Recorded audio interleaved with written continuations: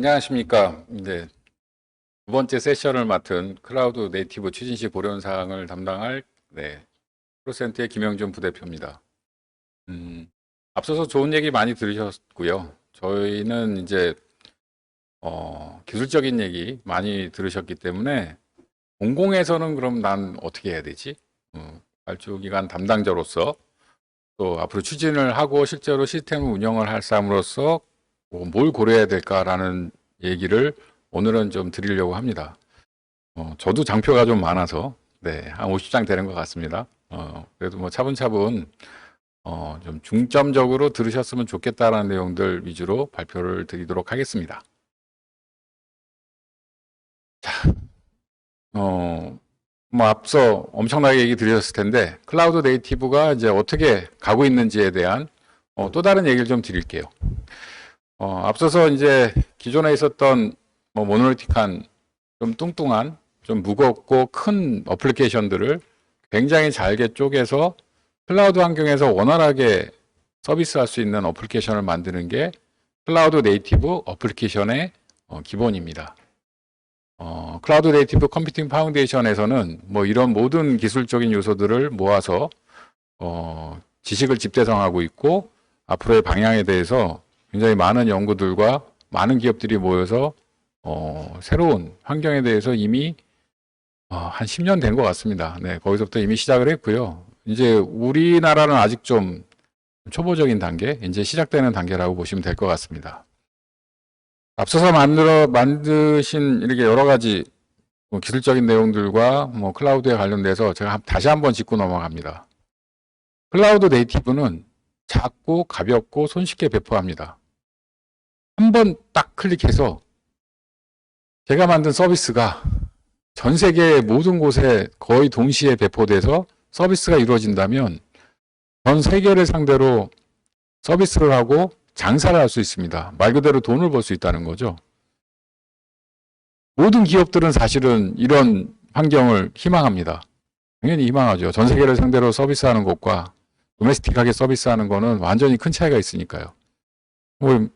오징어 게임, 넷플릭스, 많은 예를 드시겠지만 전 세계가 동시에 오징어 게임에 열광할 수 있는 이런 플랫폼과 기반이 이런 클라우드 네이티브에서 이루어졌다는 것들은 아마 잘 모르실 수도 있겠지만 이런 플랫폼과 이런 기반 기술이 없었다면 오징어 게임도 나올 수 없었을 겁니다.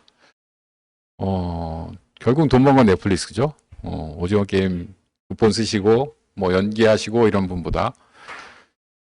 그래서 결국은 저희가 누가 빨리 어느 기업이 클라우드 네이티브를 잘 받아들이고 본인 서비스에 맞게 뭔가 만들어내는 것이 정말 중요하고 해외에 있는 대부분의 기업들은 국내에 들어와 있는 모든 기업들은 클라우드 네이티브를 적용하고 있습니다.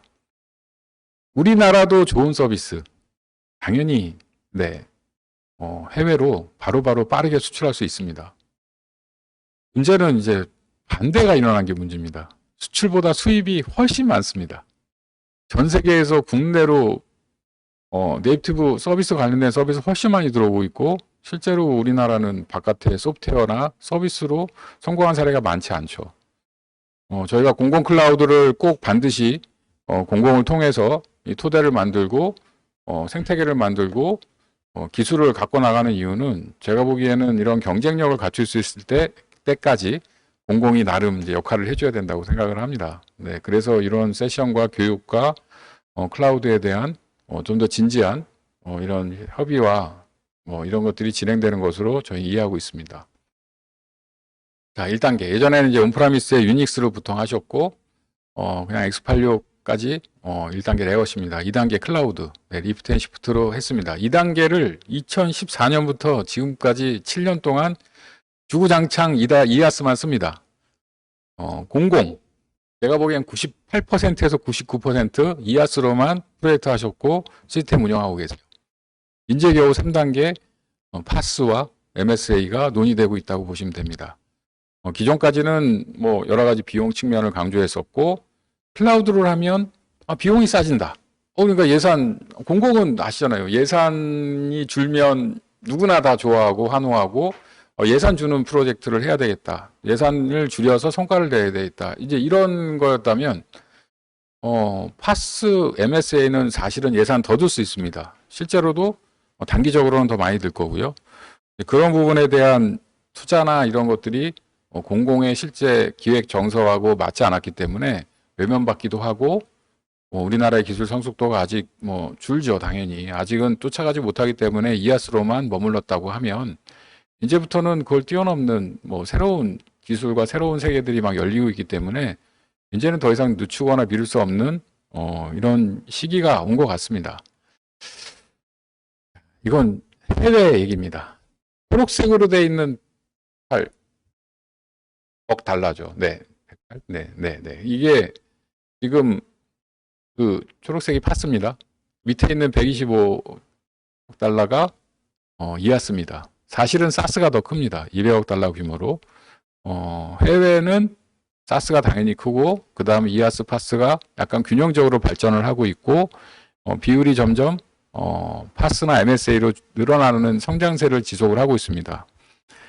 근데 아까 전에 잠깐 얘기 드렸지만 우리나라 공공 쪽은 금융 마찬가지입니다. 다른 쪽 제조 마찬가지고 파스 생태계의 비율이 극단적으로 지금 사실은 글로벌에 비해서 떨어져 있습니다. MSA나 파스를 가지고 서비스를 한 적이 별로 없는 거죠.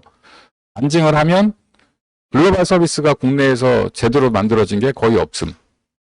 그걸 만들 의지나 그런 생태계가 조성이 안 돼 있고 그게 아직 약하다라고 보시면 될 것 같고 또 하나 반대로 얘기하면 파스와 MSA 관련돼서는 굉장히 큰 시장이 아직 열려고 아직 준비되어 있다. 그 시점이 바로 지금이다라고 생각하시면 될 것 같습니다. 이런 시장 변화를 통해서 클라우드 네이티브가 어떻게 발전하는지 이제 간단하게 얘기 드렸고요. 그럼 이제 공공 업무에는 어떻게 적용할 것인가? 잘 맞지 않습니다. 솔직히 제가 저는 지금 회사를 같이 경영하기도 하고 프로젝트를 같이 하고 있지만 국내에 아직 현재 수준에서 현재 모든 역량과 모든 환경을 봤을 때 과연 클라우드 네이티브로 갈 수 있는 곳이 얼마나 되느냐는 다들 아마 약간 반신반의 내지는 아직은 힘들지 않은가 이런 생각은 할 수 있습니다. 근데 하여간 어찌됐건 지금은 더 이상 미룰 수 없다라고 아까 전에 얘기 드렸고 이제 이런 부분 때문에 저희가 공공 쪽에서도 여러 가지 정책을 통해서 MSA나 파스에 대한 확산을 지금 계획을 하고 있습니다. 아까 전에 다시 한번 반복드리면 이렇게 해야 소프트웨어 경쟁력과 여러 가지 기업들이 글로벌 경쟁력을 갖출 수 있습니다. 공공에서 아마 좀 더 토대를 마련하는 것이 현재 목표라고 보시면 되고요. 자, 업무 중에 서비스가 복잡도가 높은 시스템, 그 다음에 명확한 경계가, 말도 어렵죠. 명확한 경계가 가능한 시스템. 제대로 시스템을 다 제대로 이해하고 있고 잘 나눌 수 있어야 되는 시스템으로 이해하시면 됩니다. 그리고 이제 진짜 한계에 봉착해서 이건 여러 가지 문제로 프로그램을 더 복잡도가 너무 높아져서 건드리기 힘든 단계, 그리고 확장성. 지금은 한 3만 명 들어오는데 한 220만 명, 50만 명, 100만 명 들어올 수 있는 이런 시스템이 필요할 때 사실은 클라우드 네이티브가 적합하다고 보시면 됩니다. 이건 클라우드로 전환하기 위해서는 업무 변화가 사실 많을수록 좋습니다. 그리고 가끔 고객이죠. 국민들이 한꺼번에 많이 들어올수록 사실은 그 업무 부분에 MSA나 클라우드 네이티브를 적용하시는 것이 맞습니다. 비근한 예로 요번에 이제 백신 같은 경우에는 이제 7시간, 10시간 대기하다가 클라우드 네이티브로 바꾸고 민간 클라우드로 서버 옮기면서 이제 문제가 풀렸죠. 이런 분들이 방금 얘기 드렸던 폭죽성 업무 폭주하거나 이런 쪽입니다. 대부분의 기관에 가시면 저희가 공공 컨설팅을 해보면 MSA에 대한 요구사항이 생각보다 낮습니다. 낮을 수밖에 없죠. 홈페이지라든가 업무 굉장히 특화되어 있고 지방자치단체 같은 경우에는 전국에서 몰려올 일도 그렇게 많지 않고 그러다 보니 나는 MSA 할 필요 없다 이런 생각을 하실 수 있겠지만 그 MSA가 서비스를 이제 어느 정도 쪼개느냐에 따라 여러 가지 해석이 있을 수 있는데 MSA나 이런 걸 떠나서 클라우드 네이티브하게 만드시는 것들은 이제부터는 반드시 필수가 될 것 같습니다. 예를 들면 파스타라든가 파스라든가 이런 것들은 앞으로 이하스 기준이 아닌 컨테이너나 이런 것들이 새로운 기술의 기반으로 이제 자리 잡을 것이고 예전 그냥 미드웨어 쓰듯이 아마 쓰시게 될 것 같고 그런 기반 하에서 틈만 나면 언제든지 MSA로 넘어갈 수 있도록 아마 이런 서비스들이 좀 변화하도록 하는 기반을 지금 만드는 것이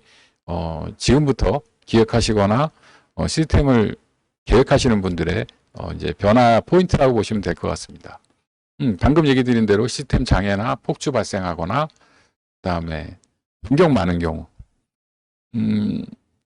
여러 가지 아까 전에 앞서서 말씀하신 강사에서 민간 쪽에서 사실은 MSA 가장 적극 도입하는 기관들 토스, 카카오, 배달의 민족, 쿠팡 각 업계에서 1등, 2등 하시는 분들은 시스템에 대한 잦은 변화에 대해서 엄청나게 유연하게 대응하세요. 고객이 요구사항 내면 바로 반응 보고 요구사항 내지 않더라도 바로바로 바꿔주고 개선하고 이런 것들이 원활하지 않으면 살아남지 못하죠. 그 기업들이야말로 진짜 MSA나 이런 서비스를 정말 중심으로 생각하는 기업들이고 특징이 빈번한 시스템 변경과 배포가 계속 일어나는 특징을 가지고 있습니다. 거꾸로 공무원 조직의 공공은 그런 거 필요 없는데 그렇게까지 변화 그렇게 많지 않을 수 있다는 거 감안하시고 그 외에도 근데 다른 특징들 반영해야 될 특징들이 굉장히 많기 때문에 일종의 대신 이제 나는 변화가 많아 이런 쪽은 특별히 한 번 더 고민하시는 게 좋을 것 같습니다. 그 다음 이거는 공공기관 특성입니다. 민간은 사실은 서로 연결하는 것들에 대해서 인색할 수 있습니다. 굉장히 사실은 락인을 원하고 예를 들면 아마존에 한번 들어가면 애저로 잘 못 넘어갑니다. 네이버로도 잘 못 가고 일부러 그렇게 만들어 놓죠. 왜냐하면 한번 들어오면 못 빠져나가게 만드는 게 민간의 어떤 특성이니까. 공공은 약간 다릅니다. 공공은 국가정보자원관리원 대전, 광주, 대구 앞으로 공공클라우드 센터 생기고 공공기관끼리도 서로 데이터를 주고받거나 서비스를 연계해야 되는 일들이 생깁니다. 그리고 민간 쪽에도 공공클라우드가 생기고 저는 이런 상상을 합니다. 사실은 지금 만들어지는 공공기관의 모든 센터들은 상호 서비스를 연계하거나 데이터를 주고받는 곳에서 자유로워지면 나중에 디지털 정부 우리나라는 거버먼트 그 디지털 정부 쪽에서는 세계에서 탑을 달리고 있는데 월등하게 앞서갈 수 있는 체계를 만들 수 있을 거라고 생각을 합니다. 그 시작점의 포인트를 어떻게 잡냐에 따라서 우리나라는 작고 네트워크도 굉장히 발달되어 있고 이런 상호 운영성을 확보할 수 있는 이런 기반들이 잘 돼 있어서 향후 시민들을 위한 국민들을 위한 엄청나게 많은 서비스들을 시너지 있게 만들 수 있는 기반이 이런 MSA와 클라우드 네이티브를 통해서 만들어질 것으로 상상을 합니다.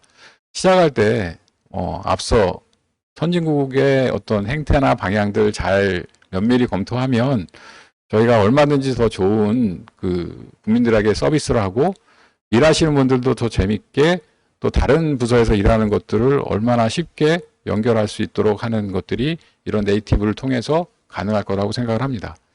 거꾸로 얘기하면 지금 본인들이 만드시는 서비스들이 향후에 어디 가도 연결될 수 있도록 만들어야 되겠구나라는 생각을 하시고 서비스를 기획하거나 프로젝트를 만드시면 향후 1, 2년 안에 되지는 않겠지만 몇 년 후에는 저희가 말하는 이런 곳이 도달하지 않을까라는 생각을 합니다. 자, 다음에 이제 힘듭니다. 공무원 인사규정 보직 변경. 제가 진짜 건드리기 힘든 부분이고 아시다시피 조직의 변경 없이 또는 문화의 변경 없이 MSA나 클라우드 네이티브를 바꿀 수 없습니다라고 모든 전문가들이 얘기하실 거예요. 현실적으로는 제가 바뀐 걸 거의 본 적이 없습니다. 공무원들이야 원래 하던 보직들을 변경하기가 되게 쉽지 않고요. 이거는 제가 보기에는 또 다른 차원에서 논의돼서 우리가 공무원분들이 어떻게 움직여야 되는지에 대해서는 저희가 이런 강의 몇 번 하고 교육 몇 번 한다 그래서 바뀐다라고 생각하지 마시고 제가 보기에는 이제 여기 들으신 분들도 아마 분명히 인사 담당하신 분들도 있을 텐데 좀 더 진지하게 보셔야 되지 않을까라는 생각을 합니다. 나머지 얘기는 이미 기술적인 얘기들은 하셨으니까 그 다음 정보 시스템 자가 진단 방법이라는 거를 저희가 만들어 봤습니다.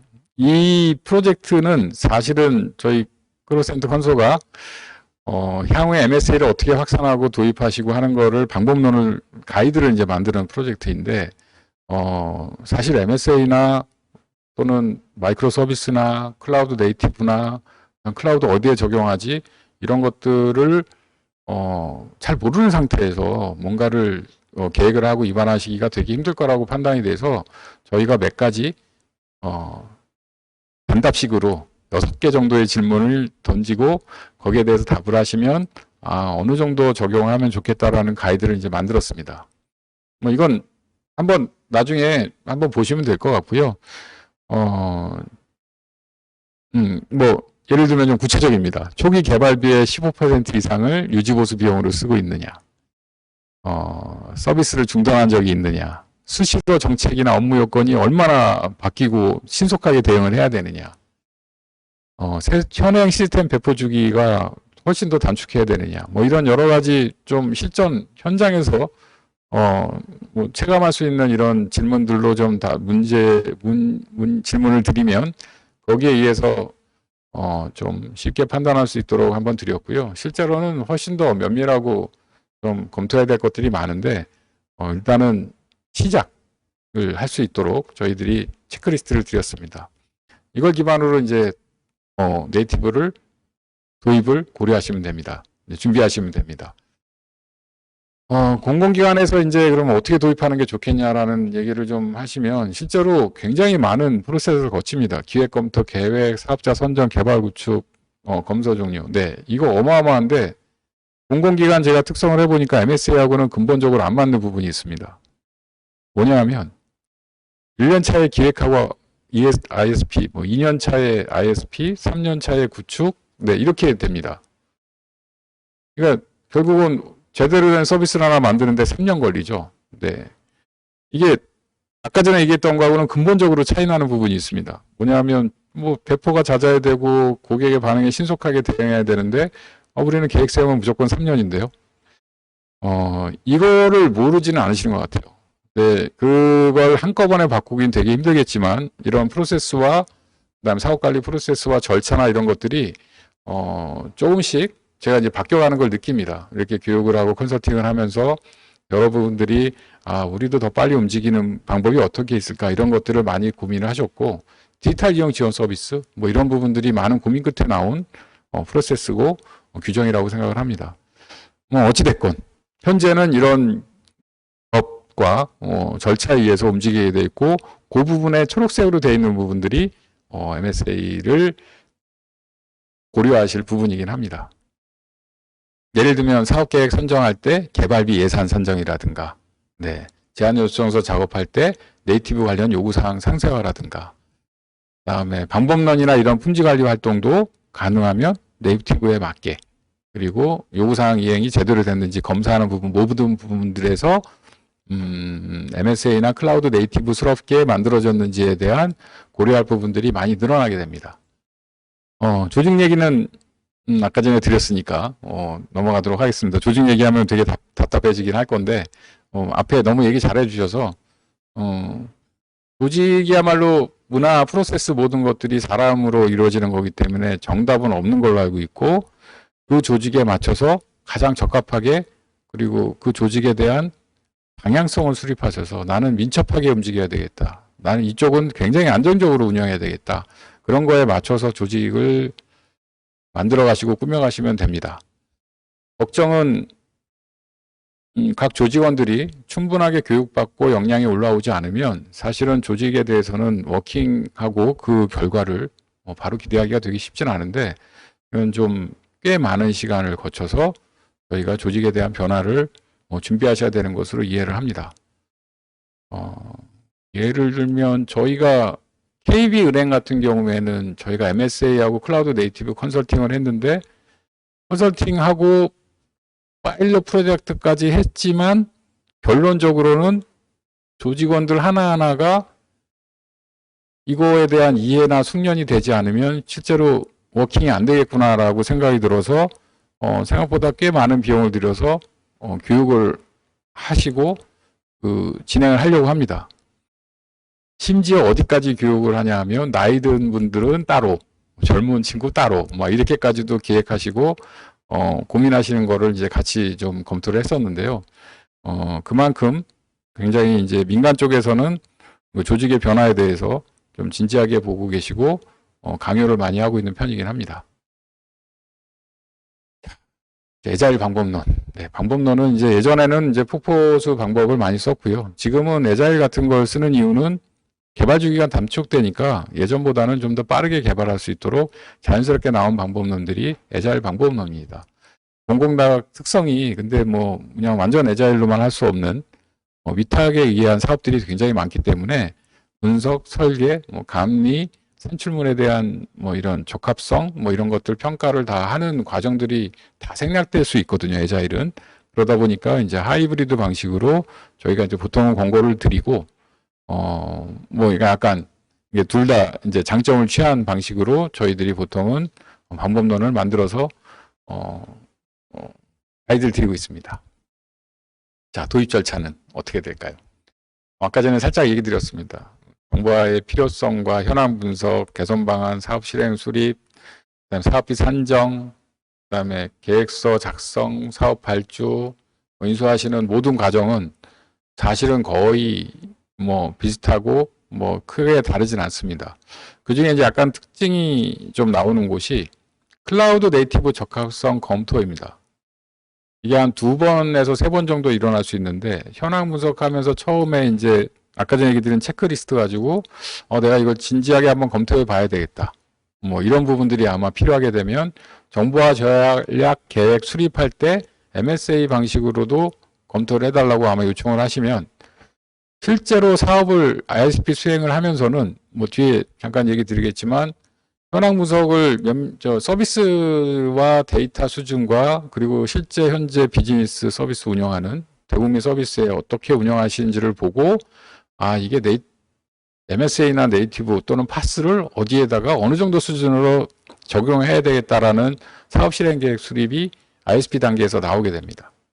그러니까 결국은 시작점은 여기 기획을 하시는 분들이 간단하게 판단을 할 거고, 실제로 어느 정도 규모에 어떻게 적용되는지는 ISP를 통해서 아마 나오게 될 거고, 현재 저희가 몇 번 해본 거로는 MSA가 훨씬 개발이나 펑션 포인트가 늘어납니다 정도라서 1.2배, 1.4배 이거 정확하진 않습니다. 늘어날 것으로 판단이 되고 있습니다. 그 다음은 이제 실제 사업 발주에서 프로젝트를 들어가면, 이건 뒤에 또 기술적인 얘기를 드리면, 기술이 지금 춘추 전국 시대입니다. 클라우드에 관련된 기술 너무 많고 선택지가 너무 많아서 나한테 가장 적합하고 좋은 기술이 뭔지에 대해서 사업 발주하시면서 아마 꽤 많은 챌린지와 고민이 있을 것으로 생각이 됩니다. 네, 이거는 이제 아까 전에 앞서서 엄청 강조하셨던 CI/CD 배포하고 자동하고 하는 거고요. 자, 이런 툴 도구 좋은 선진 사례 굉장히 많고요. 없는 건 딱 하나입니다. 경험자. 이걸 제대로 경험했던 사람들이 국내에 제가 보기에는 민간 공공 합쳐서 한 5%, 3% 이내입니다. MSA 기반에서 실제로 개발을 하고 애자일스럽게 개발을 경험해보고 그걸 자유자재롭게 쓸 수 있는 사람들 제가 보기에는 3%, 5%도 안 됩니다. 공공 관련된 IT 개발자들 30만 명에서 40만 명, 50만 명 추산이 되는데 그중에 3%, 5% 빼고 나머지는 무슨 일을 해야 되냐? 교육을 받아야죠. 훈련받지 않으면 이제 안 됩니다. 저희 무너지는 얘기를 드릴게요. 그 파스나 MSA나 이런 거 하다 그러면 어디서 무너지냐 하면, 일단 첫 번째 이제 거부감입니다. 새로운 거 배워야 되니까 거부감. 두 번째, 굉장히 반대하시는 게 어디냐 하면 데이터베이스입니다. 우리나라의 그 DB, 금융 쪽 거래, 굉장히 많은 거래를 업계에서 1, 2위 하는 곳들이 농협, 키움증권 이런 곳이 1억 건에서 2억 건 수준으로 거래가 일어납니다. 계정계 중심으로. 중국은 18억 건에서 30억 건 수준으로 하루에 거래가 일어납니다. 중국은, 우리나라는 이렇게 오라클, 다들 아실 수 있겠지만, 이런 오라클이나 이런 좀 안정적인 좀 DB를 좀 빵빵한 서버에 넣어서, 한 군데에다가 놓고 관리하는 방법을 쓰는데, 중국은 저희가 보기에는 분명히 저 IT 후진국이었는데 그 많은 트랜지션을 처리하다 보니 분산 DB 설계에 대해서 굉장히 많은 노하우가 쌓여서 저희를 엎었습니다. 죄송한 얘기지만 엎었고요. 저희가 못합니다. 좀 불행한 얘기지만 뭐 이거는 비즈니스의 환경 때문에 일어난 어떤 결여죠. 기술적으로는 좀 떨어질 수밖에 없는 상황이 발생을 했는데 실제로 발생을 하고 그러다 보니 편안한 환경에서 개발을 합니다. 분산 설계라든가 서비스를 나누는 것들에 대해서 고민을 많이 안 하셔서 개발자들이 그렇게 훈련받지 않으셨어요. 그래서 그 훈련이 필요하고 이 훈련조차 사실은 각 중소기업 또는 프리랜서들이 따로따로 하셔야 돼요. 제대로 된 훈련을 하거나 그런 걸 교육시켜주는 데도 없습니다. 사실은 이런 강의는 이건 뭐 그냥 말 그대로 그냥 입문 중에 초입문이고요. 그걸 실제로 훈련받고 그걸 적용해보고 체득해서 우리나라 소프트웨어 전체 역량이 올라갈 때까지 이제 저희가 꽤 시간이 걸릴 거라고 보는데 이제 그걸 당겨줄 수 있는 부분이 공공 쪽밖에 기대를 할 수가 없습니다. 왜냐하면 민간 쪽은 자사화합니다. 공공 여기 프로젝트 진행하시거나 아니면 지금 수행 중이신 분들 각 PM들이 곡소리 나는 얘기 들으셨을 텐데 시장에 사람이 없다. 네, 사람 없습니다. 이유는 좋은 사람들은 위에서부터 다 자사화시켜서 빨려 나갑니다. 카카오, 네이버, 뭐 웬만한 기업들은 자사화해야 되겠다. 이거 외주 줘서 이거 교육시켜서 결국은 돈만 낭비지 차라리 뽑아서 제대로 된 서비스 만드는 게 좋겠다 싶어서 돈 있는 기업은 몇천 명 단위로 뽑아갑니다. 시장에 그러면 괜찮은 친구들은 다 글로 갔고 그 나머지를 또 일로 채우고 전리 채우다 보면 일할 사람 없죠. 프로젝트 아마 다 지원 떨어질 수도 있고 힘들어하는 거 아마 느끼실 거고 저도 지금 그러고 있습니다. 솔직히. 자, 그러면 그거를 언제까지 계속 그렇게 놔둘 거냐. 시장 원리에 의해서 잘 고쳐지겠죠. 우리나라 엄청 똑똑하기 때문에. 그걸 당기려면 누가 도움이 필요합니다. 제가 보기에는 공공 쪽에서 도움 주실 수 있으면 제일 좋고 그 방안에 대해서는 아직 이제 구체적으로 논의해가는 단계로 알고 있습니다. 일단 이 정도 상태고 이거 다 보기 힘든데 저희가 전자정부 클라우드 플랫폼 기반이라 그래서 그 대구 3센터에 굉장히 좋은 플랫폼을 만들게 됩니다. 대구 3센터는 앞으로 어떻게 개발이 되냐 하면 이제 몸만 들고 오셔서 나는 와스는 뭐 홈캐 쓰고요. DB는 마리아 DB 쓰고요. 이렇게 사용자 포털에서 내가 원하는 개발 도구와 운영 환경, 개발 도구들을 선택을 하면 아마존처럼 제공해 줍니다.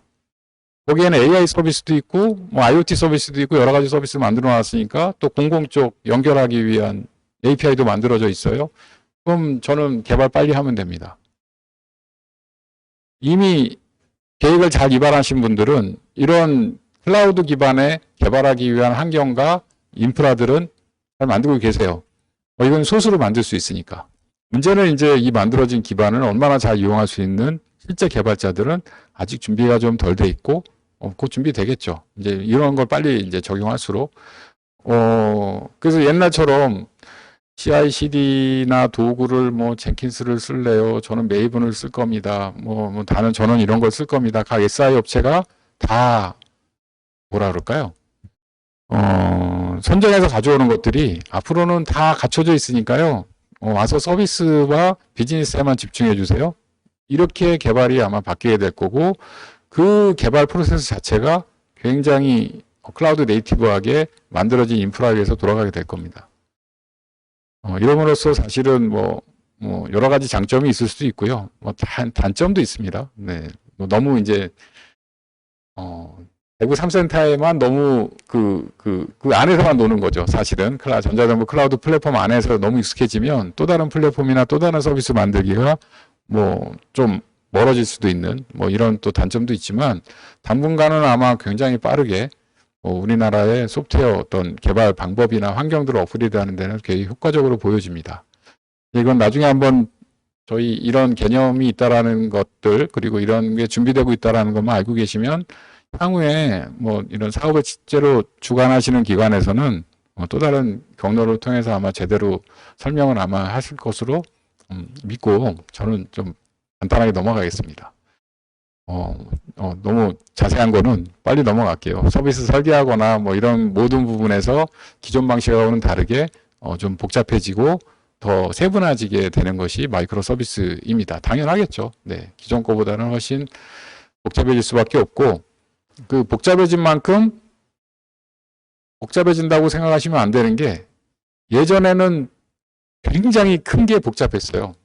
저도 기억나는데 저 초급 때 한 2만 라인짜리 프로그램 짜놓고 뿌듯해서 야, 이 많은 거 긴 거를 내 머릿속에 다 이해하고 있고 돌아가게 하다니 난 천재 같아. 막 이런 거 되게 좋아했는데 뭐 하나 바꾸려면 매일 밤새죠. 네, 어디서 했는지 후임자는 절대로 모릅니다.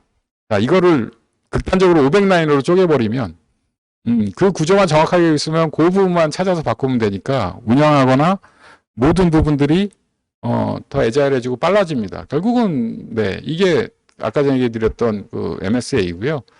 그렇게 하려고 그러면 복잡해 보이는데 실제로 나중에 구현하거나 운영할 때는 더 단순해집니다.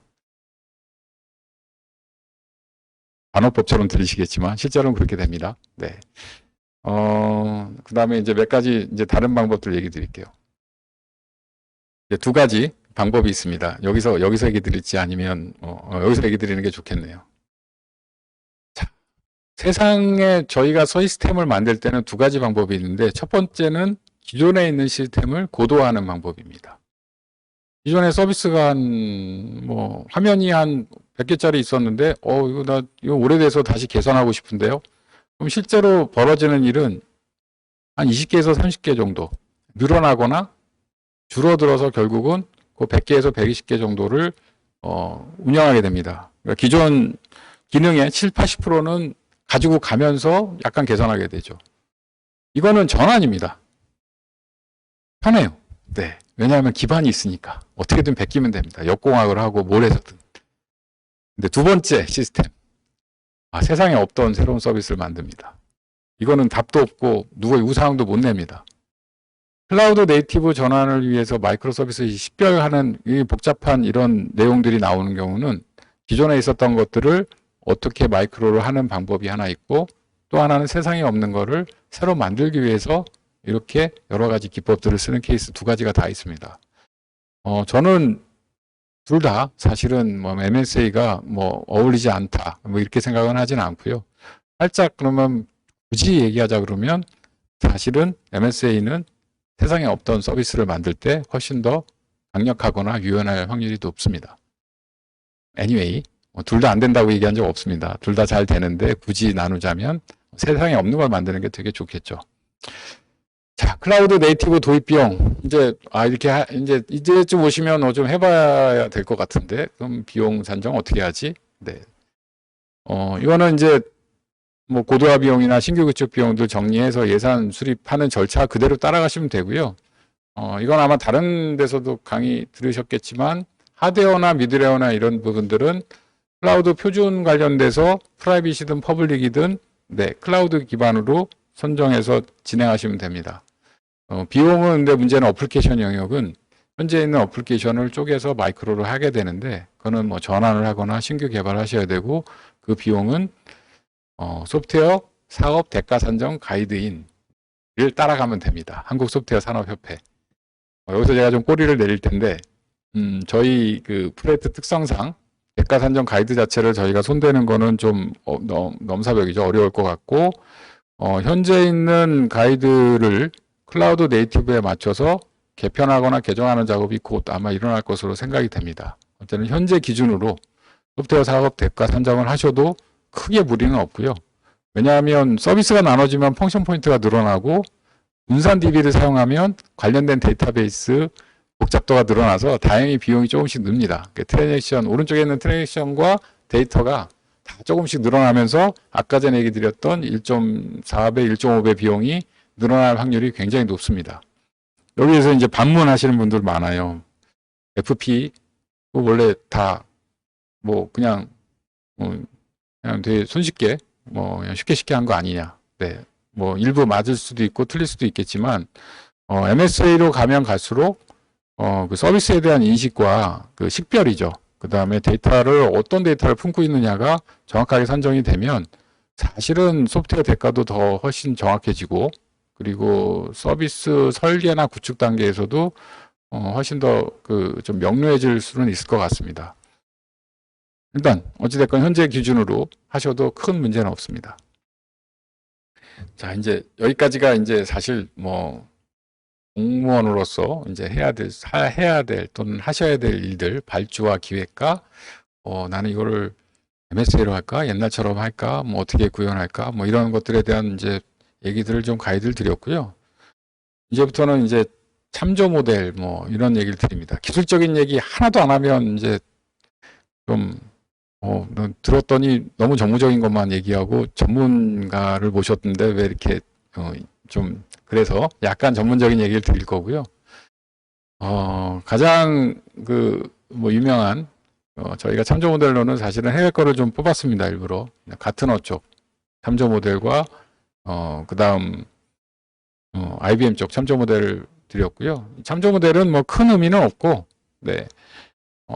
MS 클라우드 네이티브를 구성을 하려면 이런 기술이 필요합니다라고 좀 생각을 하시면 될 것 같고, 외부로부터 이제 1번 외부 게이트웨이, 네, 외부 게이트웨이 굉장히 중요한데 실제로는 거의 중요성이 없는, 아직은 인식하지 못하는 영역입니다.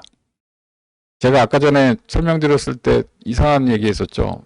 데이터 센터 4개, 5개 공공 클라우드 센터 다 모여서 서로 서비스 연계할 수 있습니다. 라고 했을 때 키워드는 이 외부 게이트웨이입니다.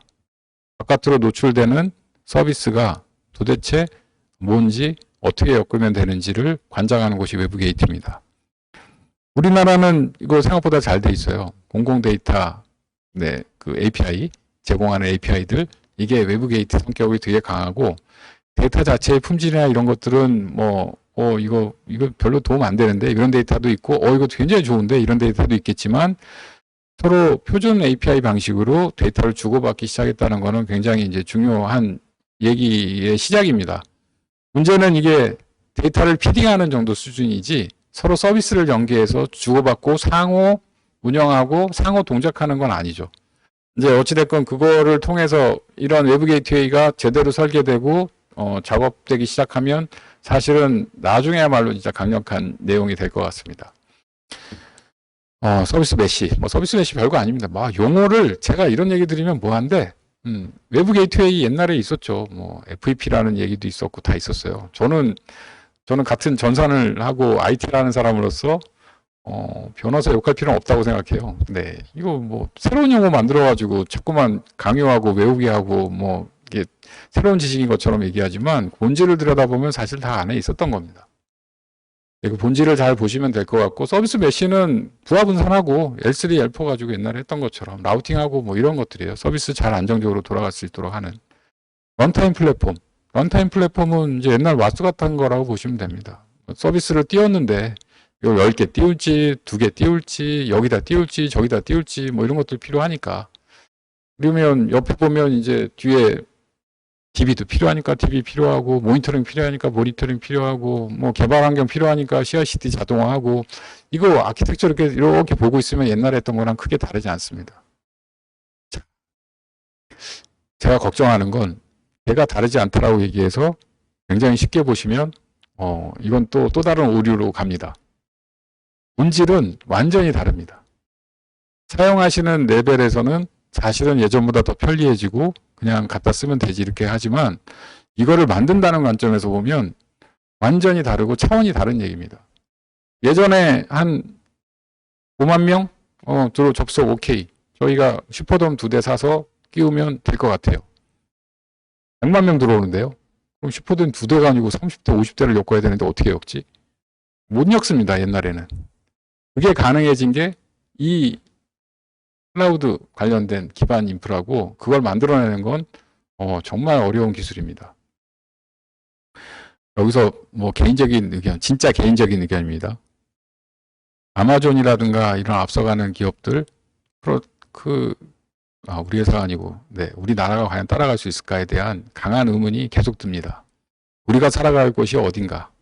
우리는 그래서 서비스나 콘텐츠 이쪽으로 도망가야 되나? 이런 거 계속 고민하고 있고, 오징어 게임 이런 거 한 번이라도 히트치고 K-팝 이런 거 히트칠 때마다 IT 하는 입장으로서는 너무 부럽습니다.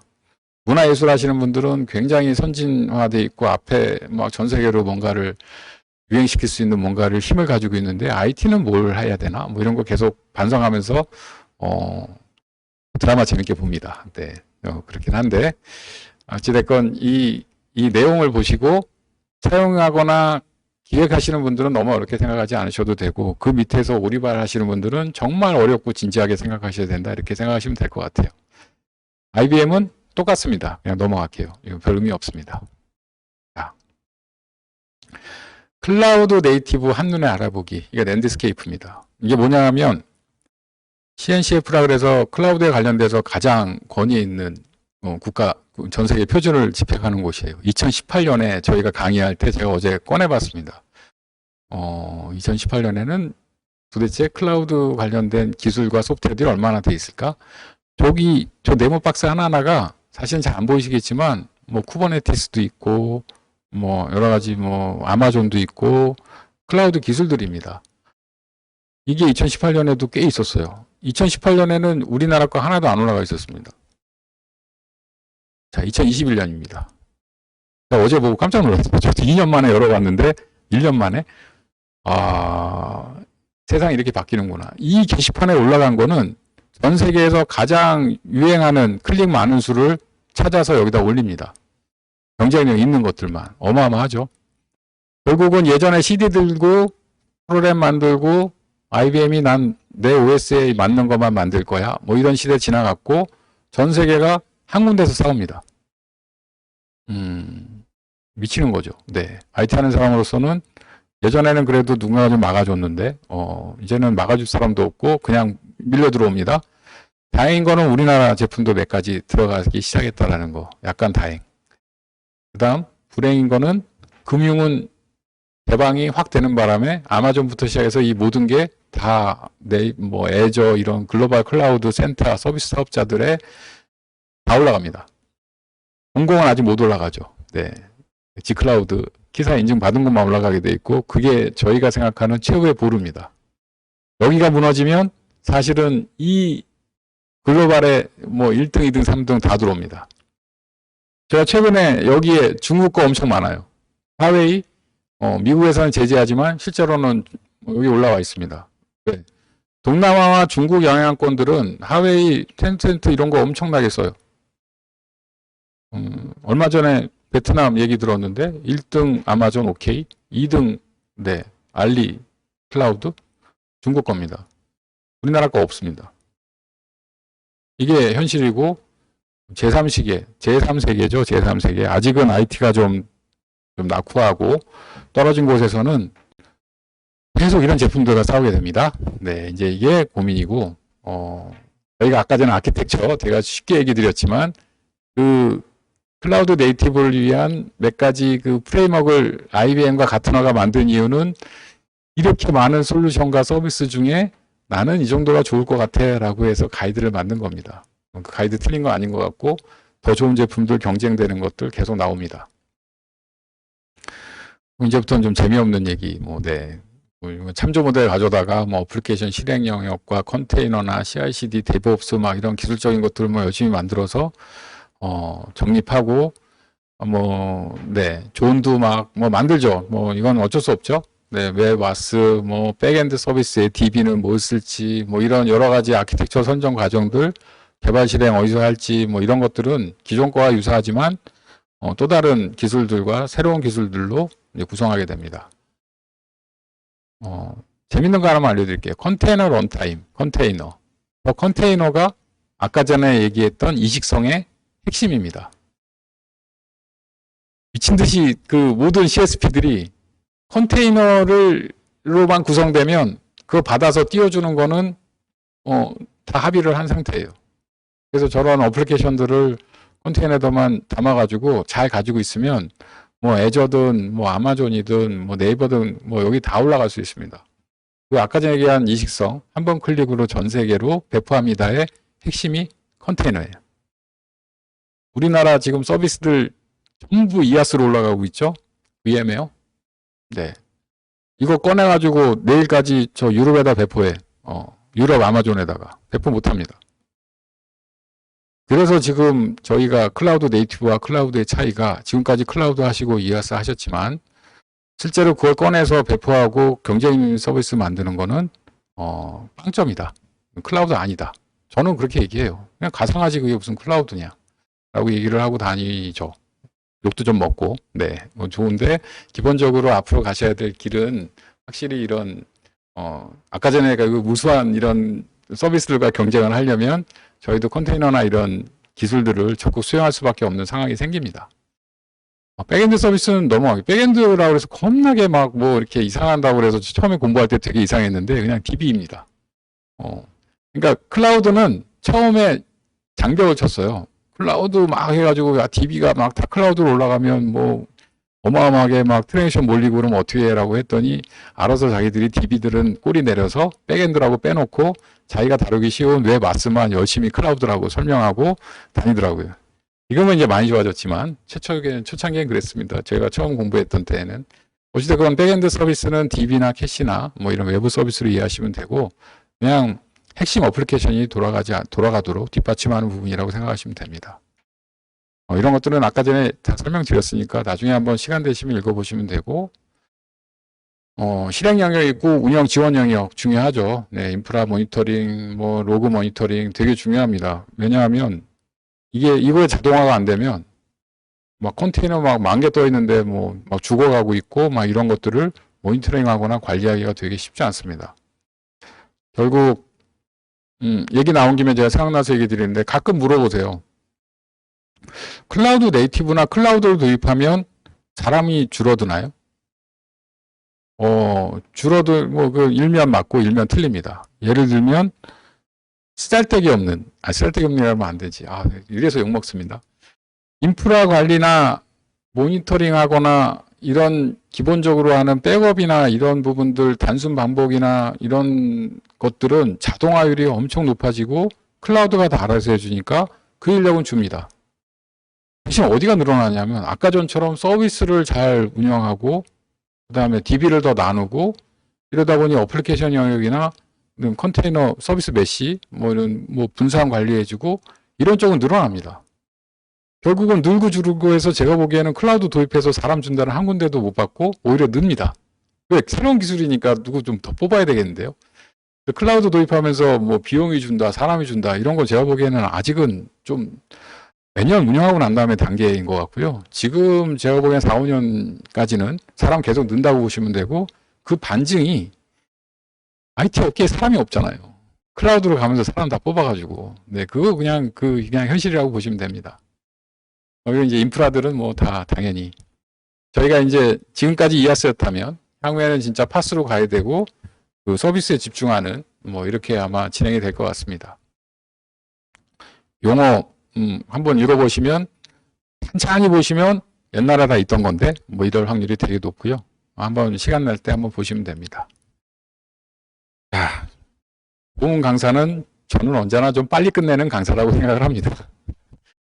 제가 좋은 강사가 되기 위해서 되게 노력하는 편이고 아마 지금 강의나 이런 내용들이 제가 보기엔 1차, 2차로 나눠서 제가 2번에 걸쳐서 얘기 드렸고 그 2번 다 제가 강조하고 알려드리고 싶은 건 우리나라가 3, 4년 이상 해외에 서비스나 어플리케이션 개발 수준에서 떨어져 있고 그거를 좀 빨리 따라잡을 수 있도록 공공기관에 많은 분들이 노력하고 계시고 실제로 수행하시는 분들이나 이쪽에서 잘 버텨주시면 아마 저희 나라의 IT가 굉장히 이제 IT도 다른 선진국에 못지않게 굉장히 좋은 경쟁력을 갖출 것으로 생각을 합니다. 이상 강의 마치겠습니다.